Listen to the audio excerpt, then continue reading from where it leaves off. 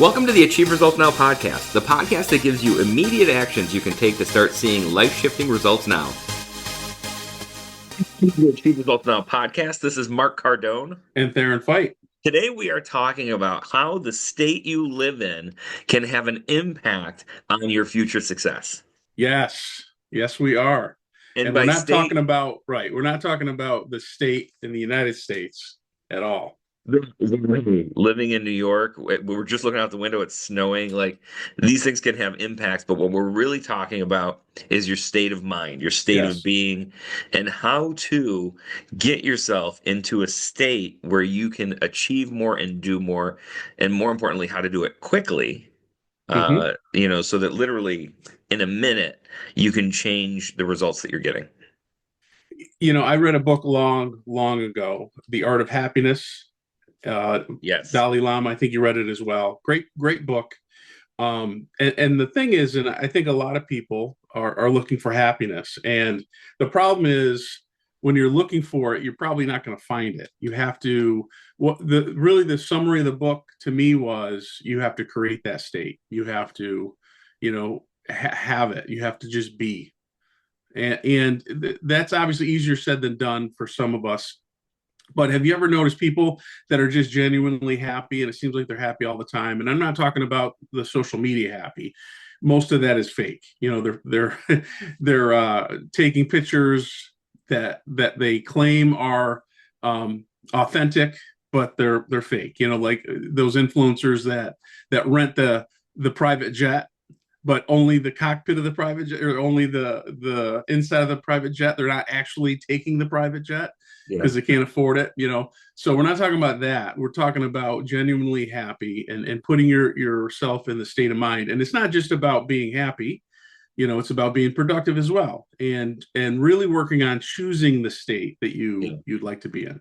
It's funny you bring that up because and this is total off the rails side note, but there's a funny social media thing going around about this guy in his morning routine, and it's one of those like super regimented like 4-hour morning routines that that like normal people make fun of, because like who has this Right. And people like, now everyone's starting to make fun of morning routines because they've been blown up into these weird things. And for listeners, we have a great podcast on morning routines and what they should really be. So go listen to those. Right. Speaking of fake things on social media, but going back to state, I think it's interesting to me because we do find ourselves in negative states at times, right? And there's times when it's appropriate, right, to being thoughtful and negative and sad and whatever.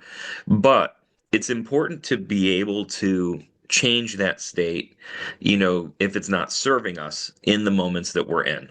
Right. It's, controlling your emotions and being able to, notice what your emotions are and manipulate them and move them and have them work in your favor is one of the things we always talk about as being one of those skills that's really important. Yeah. And I think that was a good thing that you brought up. And it's not about always being happy, because sometimes you need to feel and you need to get a feel for the other person. But as a leader, you need to, especially if you're leading people, you're teaching them, you're leading them in a business. If you're just off the wall, you're unpredictable with your moods, you're not sure, when you come in how the boss is going to be. That's not going to be an effective workplace. That's really the bottom line. So, and even in a household, parents should be stable. That's how you raise healthy and stable kids. If the parents are unstable and they fly off the handle and they're yelling at each other, they're fighting, they're all doing this in front of the kids, you're going to have kids that have problems. Kids are going to have problems anyways. Why do you want to add to that when you as adults don't have your act together? That's one of the biggest things that I see too often is the kids there's problems with the kids. Well, look at the parents. That's not all the time, but a large majority of the time, that's where it's coming from, the behind the scenes at home, because the parents aren't able to control their state of mind and they fly off the handle of stupid things. And we've all done it. We've all said things stupid that we regret. But if you're doing it every single day and this is a pattern for you, you definitely should listen to this podcast. Well, and I think, that's a good point because I think from a leadership perspective, to the people out there who, manage other people, who lead other people, who have families and things like that, being able to control your state to lead the pace Right, of changing the state of the people around you, right. it is Yep, an important skill. I mean, if you think of a teacher in a classroom, the state of those individual students, right, is going to be all different when they walk in the door. I mean, right. I've never seen, 25 kids in the same mood, No, other no. than maybe a little wild. Yeah, So the ability to control your state, to use that to, kind of make a solid, unified state amongst the right. people that you're leading, Yep. this is really helpful for that. So, Yeah, so let's start with the first step because the first step is something that we've talked about before, and I find myself having to constantly remind myself about this, yeah, even though I do it almost every day, yeah. and that is, lead with gratitude. Right. Yep. And of course, this is easier said than done many times, and we all have problems in our life. We all are dealing with things. Sometimes they're self-imposed, but sometimes they just come up. Life happens, and so you have to really work on this. And sometimes it's a daily thing. But I think if you can get in the habit of thinking positive and the habit of gratitude, it's going to be a lot easier. So if you've been 40 years thinking negatively, it's not going to necessarily take you 40 years to think positively, but it's not going to be a 2-day fix, Yeah. and it might not even be a week fix. It might be several months of you working at it and reminding yourself to think positive. A lot of it is personality, and like half personality and half your environment, those two things. And you can only work on what you can change. But the thing that you can always change is what's between your ears, what's going on between your ears, and learning to take control of that. So the big thing is focusing on what's good. What's good about the situation. That's how you can at least start the path of gratitude. So something's going wrong. Okay, what's good about this? Well, I'm learning, or I didn't realize that, so now I'm going to learn so it doesn't happen again. What's good about this? Well, sometimes let's say somebody quit on you. You're running a business, somebody quit on you, and the initial thing is, how could they do this? And they're leaving me. Then a week or two goes by, and you're like, wow, they actually did me a favor. Things are running smoother. They were like a cancer in my organization, and I didn't even realize it. They were a negativity, and them being gone, even though it was a little scramble for a week or two, it's better now, right? And I'm sure you've Mhm. experienced that. I know I've experienced that, and so that's why it's important that you're controlling your first initial thoughts of Yeah. but you're like, okay, what's good about this? Let me think about this. Let it settle down a little bit first. I mean, one of the favorite things to do, and like my team at the office will tell you, when someone comes with I'm using air quotes, a problem, the Yeah, first thing I'll say is awesome. Like yeah, that, and it sounds like filler, and it is filler, right? Because when I say awesome, even if it's a perceived bad thing, it makes my brain start to immediately start processing it as what are the good things that are going to come out of this. Because I think we all know, like everyone listening to this podcast has been around long enough to where, even like the bad things that have happened have had some good things come out yeah, of it. And if you're yeah, listening, yeah, you've survived it, yeah, hopefully smarter, hopefully further ahead. yeah, So I think that is like number one, a great skill to learn. yeah, And then as it goes to gratitude, like one of the things I've talked to people about this year is, and I've been real heavy on, is just making a list of your wins at the end of the week, right, and then, right, as you do that, you're going to find that the things you're grateful for just naturally grow because you're yeah, planting those seeds right, of achievement, throughout your week. yeah. And what you put your focus on, it increases, it gets better, it Yeah. it, it grows. If you're focusing on solely the problem and the issue, that issue and obstacles are going to get bigger in your eyes. Yeah. That doesn't mean you don't look at it. You need to analyze, you need to figure it out, but you don't put a lot of attention into it. You should put more attention into the solutions. And I mean, you said this, but it's really reframing the challenge to an opportunity. Hmm. One of the sales 101, if if the prospect is telling you, giving you all these obstacles, that's good, because the worst thing for them to do is say, sorry, I'm not interested. And they give you no obstacles. Them giving you obstacles is a sign that, oh, they're interested. I just need to solve these problems that they're having and giving to me. Right? I mean, so that's a total reframe. New people in sales are looking at that as they're not interested in buying. They're not going to buy. Where somebody that's been around is going to be like, oh, they are interested because they're giving me obstacles. Yep. 100%. I think that's great. And then, going on to, so number one, gratitude. I think this is, you always have to start with this part. Right. I think gratitude, and it's also the easiest one to start with because it's quick. It's easy to sit Yeah. down and say, you know, didn't die today. That's good. That's Right. grateful. Number one, right? And then move up from there. Yep. But then, one of the things people forget about, which, I think has a strong immediate impact, is our physical state, Yep. and what our body is doing. So Mm-hmm. as part of step two, it's about fixing, our body and what we're experiencing mentally because of what our body's doing. Yeah. So if you're a teacher, one of the things that the big things we teach in the martial arts to our teachers is to put your students in a learning state. That means they have to have good body posture. Their eyes need to be on you. They need to be giving callbacks. And all of those things are going to help the student and help you be able to teach. They're going to learn better because they're in a learning state. And so for you is, what's your posture like? Where are you looking at? Where are your eyes?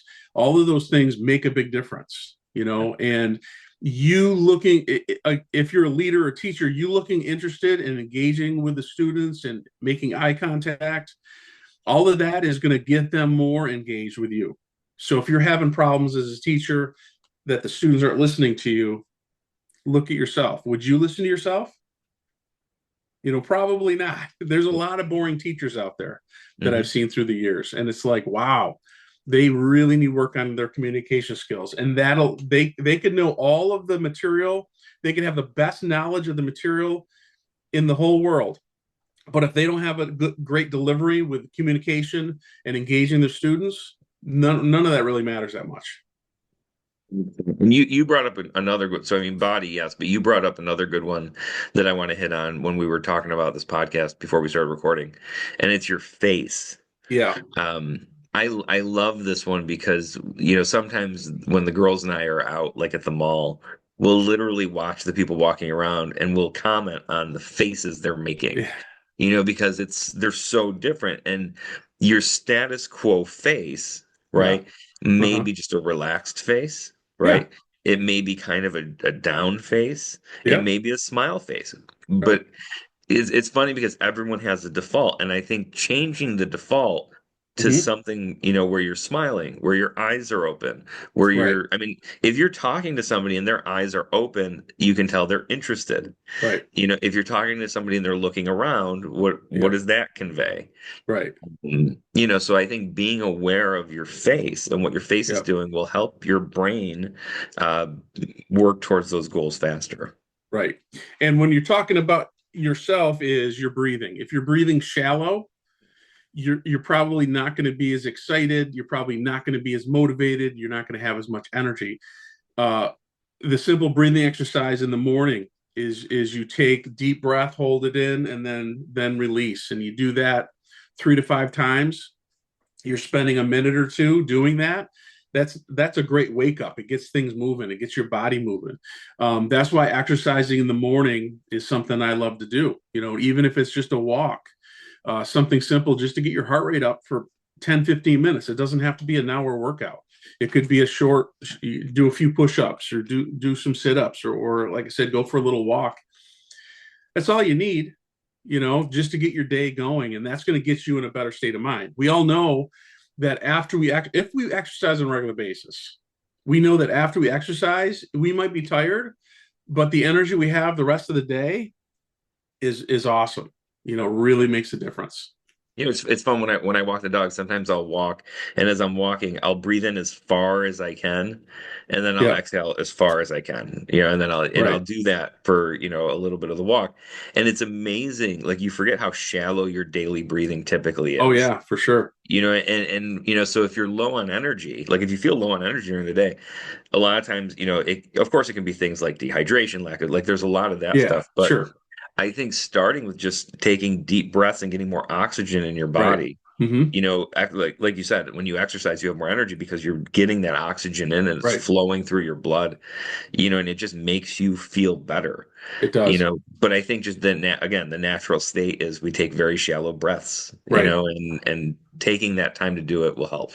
Yeah, for sure, for sure. And then the last one, this one can be tough for some people, and this one, I know certain people's, and I think if you're really working on, you're trying to improve yourself, and you have high standards, this can be tough because you're tough on other people, and this is positive self-talk. Now we bring this up, I'm good enough. The You were SNL Smalley. skit, Stuart Smalley. But really, joking aside, and of course, you can go overboard with this, but Yep. it does help, and it does make a difference. So being kind to yourself, but also holding yourself to standards is a balance, right? Because you want to have standards, but at the same time, you don't want to beat yourself up. You should be your biggest cheerleader, but also it's okay to be critical as long as that doesn't bring you down. As long as the critique of yourself is constructive, just like you would with anybody else, and then you finish with, "I know I can do this. This is," and that's that positive self talk. I mean, I never felt so ridiculous as I did when I started reading The High Five Habit by Mel Robbins. Oh yeah, yeah, Like standing in front of my mirror, high fiving myself and right. I just gave the book away. No, but really, like that's the first 2 minutes of the book, and then Yeah, there's a whole lot of stuff that backs up sure. the Yeah, the it's thing. good. But it's a great book. But like we do spend all this time in the morning when we're getting ready in front of the mirror talking about the things that we don't like about ourselves, and it's so common, across all people, right? That we sit there in the morning, we critique, and we go, oh, like I didn't do this again, I didn't do this again. Yeah, When's the last time you looked in the mirror and just looked at yourself in the eye and said, I yeah, got this? Like, this is the day. Amp yourself right, up, right. right? Listen to things that amp you up, whether Yep. it's, a good podcast. I happen to Yes. know of one. Or maybe like you heard, I used to have a list of YouTube videos, like a playlist of Hmm. YouTube videos that amp Hmm. me up, music that amps you up. But, I think like we think about self-talk in the Stuart Smalley sense, like we have to say nice things to ourselves. Right, But I think a lot of positive self-talk is just amping ourselves up in the positive right, and adding that emotional fuel that we right. need, right? Yep, yep, Um, because we know what it feels like when someone else does it to us. Like we know yeah, what it feels like when a good coach or a teacher or something says, yep, like, dude, you got this, you're good at this, you yeah. can do it. And it's depressing how little we do that to ourselves. Right. Yeah. And positive affirmations, like you mentioned, those work. Yesterday it was funny. We were talking about the student creed. Yeah. That's really an affirmation that we say beginning of every class, and it's three parts. And we've had it in our system for 35 years, I think. We were really the first school in the nation to do it. Now, like you said, it's spread out really throughout the world in all the other countries. And the reason we say that is we want to make sure that we're setting our intentions before we start learning the martial arts, because obviously martial arts done correctly can be deadly, you know. So you need to have that self-control and the awareness and all of that, but also martial arts shouldn't be just about the physical. It should also be about the mental, and improving yourself as a person. So it talks about that as well. But like, and I just want to reiterate what you said is what you watch, what you listen to is going to have a big influence. If you have kids and when they're younger, hopefully you paid attention to what they're watching and what they're listening to, and you monitor that, because especially nowadays is it's way worse. But their mind isn't developed like ours. Well, some of ours, and they don't understand certain things. And so, if they're seeing things they shouldn't see sooner or hearing different things, that's going to have a very negative effect on them, and Yeah. it's going to be a way different effect than when you're older. Watching an R-rated movie at 10 years old versus at 25 is way different, right? Way different. The brain is so different at that age. That's why it's not recommended, that kids watch those things. So I'm not here to talk about parenting, but just the fact that what we watch, listen to, even the people we hang around make a difference in our lives, and that is all about that positive self-talk as well, because we're going to hear it and then we're going to repeat it in our head, especially if it's said to somebody from somebody that we care about, somebody that we feel that's important. It's funny, just to cap that off, going back to like the student creed, going back to the high five habit. I think, a good underlying vibe to this is if you hear things enough times, and this goes for anything. If you see and hear things enough time, you will believe it. Yeah. Yep. I mean, I think that people will see examples of that everywhere.